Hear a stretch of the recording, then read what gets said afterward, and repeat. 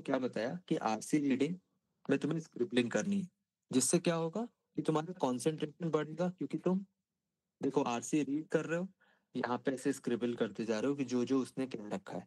तो पहले जो 7-8 लाइन थी उसमें से तुमने 3-4 लेटर्स लिख लिए कि यहाँ पे पजल लिख लिया, यहाँ पे ए और एच लिख लिया, यहाँ पे कुछ लिख लिया स्पीच वाला।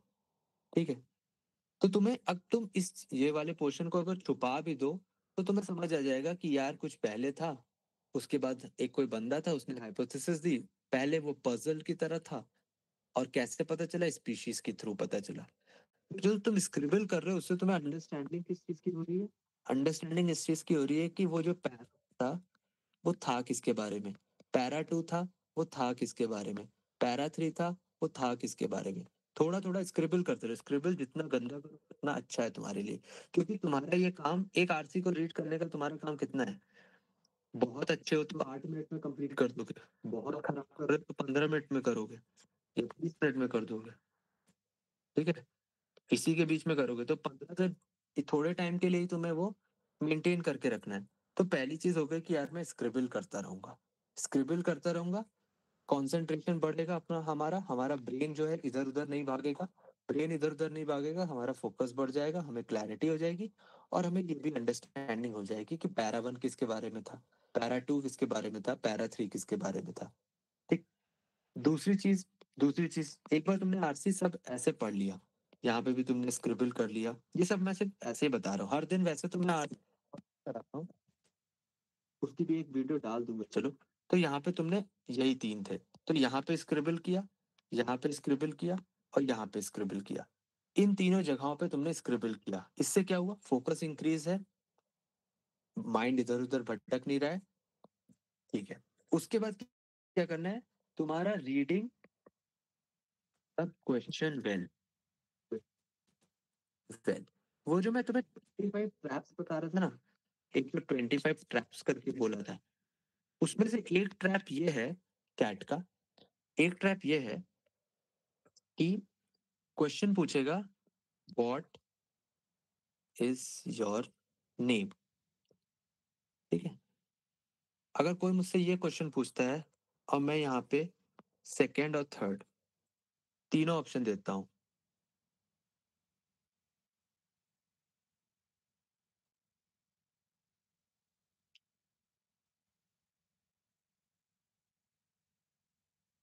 तो ये तीनों की तीनों इंफॉर्मेशन मुझसे रिलेटेड है। ठीक है, बट कौन सी चीज क्वेश्चन को आंसर कर रही है, क्वेश्चन को आंसर कौन सी चीज कर रही है। अगर मुझसे वो पूछता कि मेरे इंस्टीट्यूट का क्या नाम है, तो मैं सेकंड बताता। मेरे जो एजुकेशनल इंस्टीट्यूट है जो मैं जहाँ पढ़ता हूँ उसका क्या नाम है, तो मैं आई एम शिलोंग बताता। मेरा क्या नाम है, व्हाट इज योर नेम पूछा है तो मैं ये बताऊंगा। तो क्वेश्चन को आंसर कौन सी चीज करेगी वो तुम्हारा आंसर है। कैट में क्या होगा, एक ट्रैप ये भी होगा, तुम देखोगे यार पैसेज में ये भी दे रखा है, ये भी दे रखा है, दोनों चीजें तुम्हारे, हाँ उस पे भी हम लोग अभी आएंगे धीरे से। ठीक है, तो जो ये चीजें आरसी में गिवन है, आरसी में गिवन है मतलब ट्रू है, but true but not answering the question, तो पहला ट्रैप हो जाता है, चीज ट्रू है but not answering the question.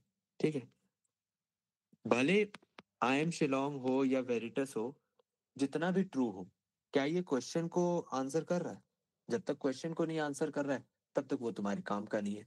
तो ये एक तरह का ट्रैप है जो तुम्हें वो फंसाता है एग्जामिनर।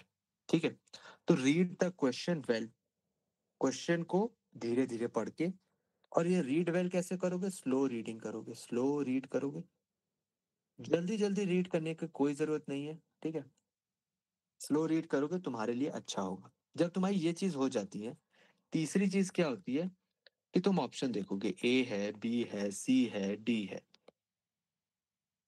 तो जब ये ऑप्शन है तो उसमें कुछ ना कुछ रीजनिंग की वजह से एलिमिनेट हो रहा होगा, या तो यहाँ पे एक बहुत ही कॉमन है ओनली लिखा होगा, है ना, कुछ एक्सट्रीम वर्ड लिखा होगा, एक्सट्रीम वर्ड, उस पे तुम एलिमिनेट करोगे, ठीक है। दूसरी चीज क्या करोगे, इररेलेवेंट इंफॉर्मेशन दी है, कोई मुझसे पूछे व्हाट इज योर नेम, और मैं उसको बता रहा हूँ कि फ्रूट्स बहुत अच्छे होते हैं, तो ये इररेलेवेंट इंफॉर्मेशन है, ठीक है। तो वो वैसे करोगे, सिमिलरली उसको ही आउट ऑफ स्कोप कहते हैं, आउट ऑफ स्कोप की तरह कहते हो तुम, ठीक है। और तीसरा तो मैंने ये वाला ट्रैप बताया, जो दो ऑप्शन में फंसते हो ना तुम, क्योंकि तुम्हारे ए और बी तो एलिमिनेट हो जाते हैं बहुत इजीली, क्योंकि ये ओनली है, एक्सट्रीम है, तुम अब समझदार हो चुके हो, तुमने ये कैंसिल कर दिया। इररेलेवेंट है, आउट ऑफ स्कोप है, वो भी तुम आइडेंटिफाई कर लेते हो। प्रॉब्लम ये फंसती है जब यहाँ पे लिखा होता है आई एम शिलोंग, और यहाँ लिखा होता है प्रेरक सक्सेना, और क्वेश्चन में लिखा होता है व्हाट इज योर नेम। तो यहाँ पे तो अभी तुम्हें क्लैरिटी है कि अच्छा मेरा नाम तो यार प्रेरक सक्सेना ही है, ठीक है। आई एम शिलोंग तो इंस्टीट्यूट है जहाँ मैं पढ़ता हूँ, ठीक। तो तो इन दोनों चीज में फर्क समझ आता है। सेम चीज थोड़े बड़े स्केल पे तुम्हारा आरसी में होता है, और इस तरह के ट्रैप होते हैं कि बात तो सच बोल रहा है, बात तो वर्ड टू वर्ड तुम्हारे पैसेज में लिखी होगी, but that is not answering the question. कई बार होता है ना यार, ये तो मैंने एकदम देखा था, इसका एकदम ही सेम टू सेम पैसेज में लिखा है, फिर भी गलत हो गया। ऐसा हुआ होगा लोगों के साथ, फिर भी गलत हो गया, क्योंकि एग्जामिनर भी जानता है, एग्जामिनर भी जानता है। यहाँ पे एक और ट्रैप आता है, चलो एक और ट्रैप तो मैं बता देता हूँ। सेकेंड ट्रैप क्या आता है कि examiner will use similar word, जिससे वो डिफरेंट मीनिंग देगा, डिफरेंट मीनिंग देगा, और will use different word to state same meaning. ये भी एक तरह का ट्रैप है। क्यों एक तरह का ट्रैप है, क्योंकि देखो एग्जामिनर को भी पता है कि जो जैसे 3 लाख स्टूडेंट्स हैं, ठीक है, उनमें से वो फिल्टर कैसे लगाएगा। फिल्टर इस तरह से लगाएगा कि वो उन लोगों को कभी नहीं सेलेक्ट करेगा और कभी भी अच्छे इंस्टीट्यूट में घुसने नहीं देगा जो मैच द फॉलोइंग खेल रहे हैं यहाँ पे। जो क्या कर रहे हैं, वो सिमिलर वर्ड को उठाते हैं और देखते हैं दोनों तरफ कि यार ये भी लिखा है, ये भी लिखा है, इसको मार्क कर देता हूँ। तो एग्जामिनर सिमिलर वर्ड्स यूज करेगा और डिफरेंट मीनिंग पे लेके जाएगा तुमको, ठीक है। और वहीं पे जिसको वो सेलेक्ट करना चाहता है, जिसको पहुंचाना चाहता है, जिसको सीट देना चाहता है, तो वो वाला पर्सन समझ जाएगा कि डिफरेंट वर्ड्स से भी सेम बात की जा सकती है, डिफरेंट वर्ड से भी सेम मीनिंग लाई जा सकती है। तो this is the second trap, और इसमें तुम लोग कहीं ना कहीं तो कभी ना कभी फंसे ही होगे, बट ये चीज तुमने आइडेंटिफाई नहीं की होगी। तो इसी तरह के ट्रैप टू है, जैसे ट्रैप वन है, तो ऐसे करके रफली रफली 25 के अराउंड ट्रैप्स हैं, जो कि हम धीरे धीरे सीखते हैं क्लासेस में, ठीक है। तो ये समझ आता है अभी तक कि ट्रैप भी होते हैं इस तरह के, ठीक। तो कायदे से देखो तो 3 चीजें, पहला है रीड आरसी, आरसी तुमने रीड किया, उसके बाद तुमने स्क्रिबल किया, स्क्रिबल कर रहे हो तुम, ठीक। रीड करके स्क्रिबल कर रहे हो, हाँ ऑब्वियसली यार, मैं भी स्टूडेंट ही रहा हूँ ना, इसीलिए रिलेटेबल है। रिलेटेबल इसलिए भी है, रीजन है यार उसके पीछे, ये दिख रहा है। इतना आता था तो समझ नहीं आता था कि क्या कर दूं ऐसा, और जब इतना आया तो समझ आ गया कि क्या करना है, समझे। और यहाँ पे जब ये माइनस में भी स्कोर आता था, -1 आ जाता था, -3 आ जाता था, और मैं सोचता था कि यार मैं रीडिंग भी करता हूँ, मैं आरसी भी सॉल्व करता हूँ, बट ये हो क्यों नहीं रहा है मुझसे। तो यहाँ से इतने की जंप, भले ये बहुत ज्यादा स्कोर नहीं है, नो डाउट, ये 99.9 नहीं है, मुझसे भी बहुत ऊपर लोग होंगे, बट वही चीज हो जाती है ना, जो 67 से 97 पहुंचा है, तो बहुत एफर्ट उसमें है, और सही डायरेक्शन में एफर्ट है, ठीक है। जो बंदा ऑलरेडी 99 है, वो 99.9 ले आएगा, कोई ज्यादा उसमें लर्निंग नहीं है, उसने बस पता है क्या किया होगा, उसने बस रीडिंग की होगी और मॉक्स दिए, उसने तो सिर्फ मॉक्स ही दिए होंगे, उसका पहले 99 आता होगा, फिर 99.9 आ गया। कोई बंदा जो बहुत लो से है वो ऊपर जा रहा है, उसने बहुत सारी चीजें चेंज की होंगी, ठीक है।